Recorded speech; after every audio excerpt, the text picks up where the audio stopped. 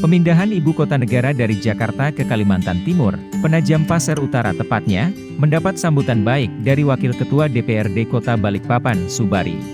Ya, bismillahirrahmanirrahim. Assalamualaikum warahmatullahi wabarakatuh.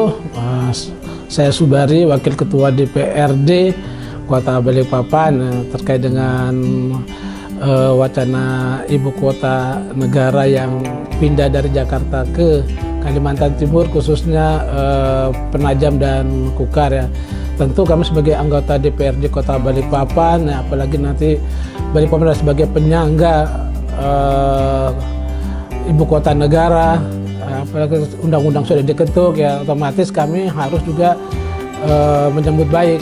Walaupun secara kemarin sebelum diketuk kan PKS, benar saya dari PKS juga terkait dengan salah satu yang menolak dengan kemudian naikkan stadion audiensi.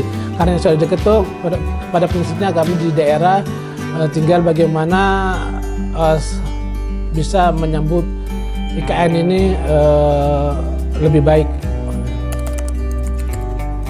Harapan kita positifnya pertama tentu buat Balikpapan sebagai penyangga itu yang pertama yang paling diuntungkannya.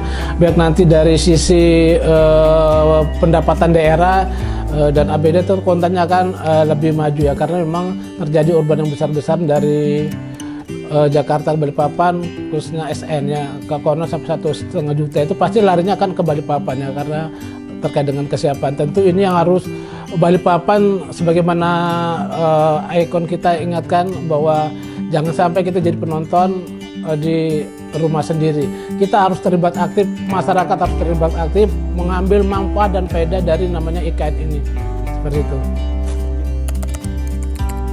Saya kira gini, karena ini sudah keputusan pemerintah pusat sudah menentukan, bahkan sebagian besar ya, bahkan pemerintah daerah yang isu-isu ramai kemarin itu sebagian besar bahkan tokoh-tokoh adat, tokoh masyarakat Kalimantan Timur itu mendukung. Saya kira kalau hoax itu ya itu dinamisasi saja, tapi yakinlah kalau sudah pemerintah sudah menetapkan, tinggal kami daerah juga akan membuat regulasinya agar kita tetap bisa mendukung yang menjadi kebijakan pemerintah kota pusat. Ya, tentu banyak regulasi kita siapkan ya. Pertama juga terkait perda-perda yang kita kaitkan dengan korelasi nanti. Pertama kita ingin merevisi namanya MTN itu kan. Karena itu kaitannya dengan tanah, pasti saya yakin tanah itu pasti menjadi krusial sekali, jadi penting sekali, dan dia akan menjadi mahal dan menjadi perebutan. Nah, tentu ini kalau tidak siapkan dengan matang, saya khawatir nanti di masa itu terjadi bentrokan karena persoalan-persoalan itu. Kedua terkait dengan regulasi yang lain, juga ketersediaan air minum, ketersediaan fasilitas lainnya yang itu mendukung nanti keberadaan namanya IKN. Pasti Balikpapan saya yakin orang akan datang Balikpapan dengan sekarang aja sudah 700-800 penduduk, itu sudah terasa karena memang Balikpapan hanya 50 km persegi ya. Tentu dengan datangnya penduduk itu kan akan terjadi masalah sosial akan terjadi. Nah, itu yang harus diantisipasi oleh anggota DPRD dengan terkait dengan regulasi-regulasi yang kita atur.